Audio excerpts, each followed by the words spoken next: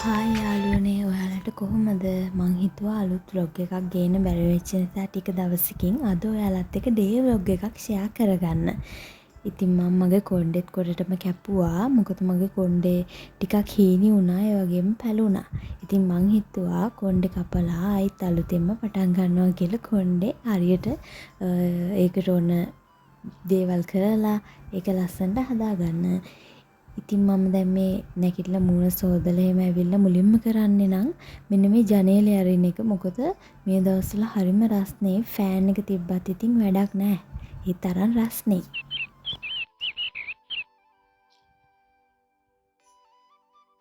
දැන් මම මේ හදන්නේ මෙන්න මේ කුරුඳු කෑලි ටික හොඳ නටනුණු වතුර වීදුරුවකට දාලා ටික වෙලාවක් තියලා බොන්න. ඉතින් මේකෙන් අපේ ඇඟේ තෙල් ඒ වගේම බඩ ඒවා ඔක්කොම අඩු කරනවා, සීනි හොඳ තත්ත්වයකට ගන්නවා. ඒ වගේම ප්‍රතිශක්තිකරණයටත් හොඳයි, කොලෙස්ටරෝල් වලටත් හොඳයි. ඉතින් මම මේක මේ විදිහට දාලා පස්සේ බොනවා නිවුනහම බොන්න පුළුවන් ගන්නට ආවහම ඔයාලා මේකට කුරුඳු කුඩු අනිවාර්යයෙන්ම ගන්න. මම කුරුඳු කුඩු වලට ආස නැහැ ඒ රහට. ඒ නිසා මම මේ විදිහට තමයි බොන්නේ. දැන් මං හදන්නේ කොණ්ඩේ කැපුවා විතරක් මදිනේ. අපි ඒක හරියට මේන්ටේන් කරන් ගියේ නැත්තම් තිබ්බ කොණ්ඩෙම තමයි එන්නේ.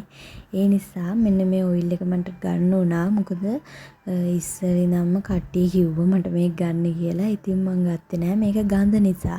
ඒ වුණාට ඉතින් දැන් ගඳයි කියලා බල හිටියේ නෑ. මම ගත්තා. මොකද මට කොණ්ඩේ හරියට හදා ගන්න ඕන නිසා. ඉතින් අපි මේ ඔයිල් ගෑවට විතරක් මදි. ඒවා හොඳට මසාජ් කරන්න ඕනේ ගාලා. නැත්තම් ඉතින් වැඩක් නෑ. නිකන් අපි කෙස්සල ගාලා එහෙම තියලා වැඩක් නැහැ. අපි හොඳට අපේ කොණ්ඩේ මසාජ් කරන්න ඕනේ. ඔයාලා මේ විදිහට ඉරි බෙදලා පුළුන් කෑල්ලක් කරන් මේ ඔයිල් එක ගෑවනම් ගොඩක් හොඳයි. මගේ අද පුරුන් ඉවර වෙලා. ඉතින් මම මේ විදිහට ඉරි බෙදලා මේක ඔයිල් එකෙන් චුට්ටු දාලා හොඳට ගා ගන්නවා.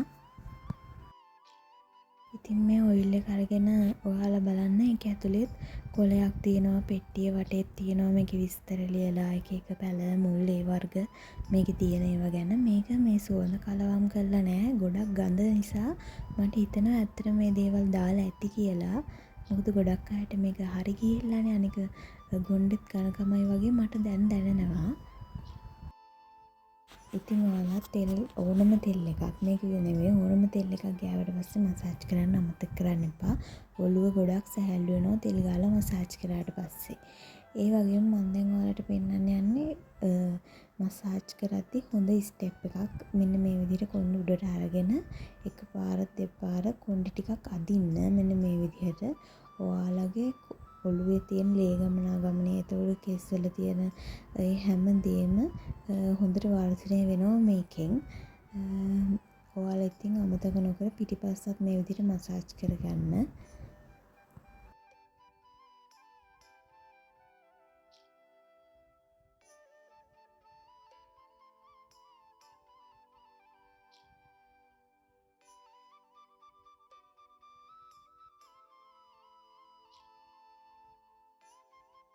ඉතින් දැන් මම මේ හදන්නේ අර කුරුඳු වතුර එක බොන්න තමයි. ඔයාලත් මේක බීලා බලන්න. දැන් මේක කුරුඳු ටික යටට ගිහිල්ලා ඒ කියන්නේ මේක හොඳට තැම්බිලා කියන එක.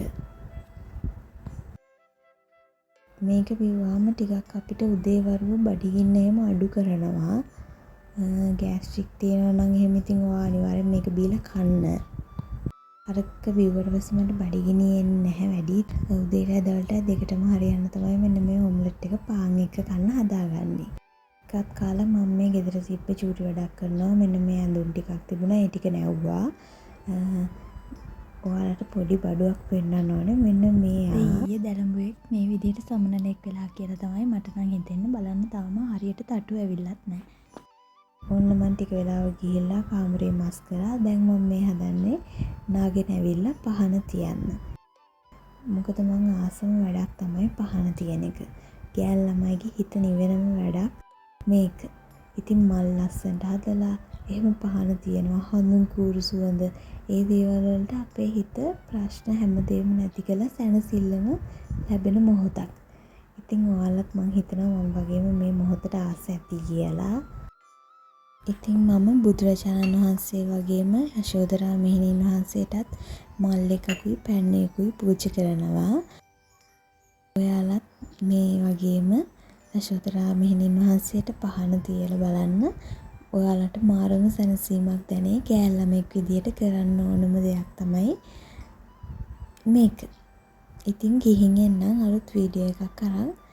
හැමෝටම ආදරේ. බුදු සරණයි. බයි.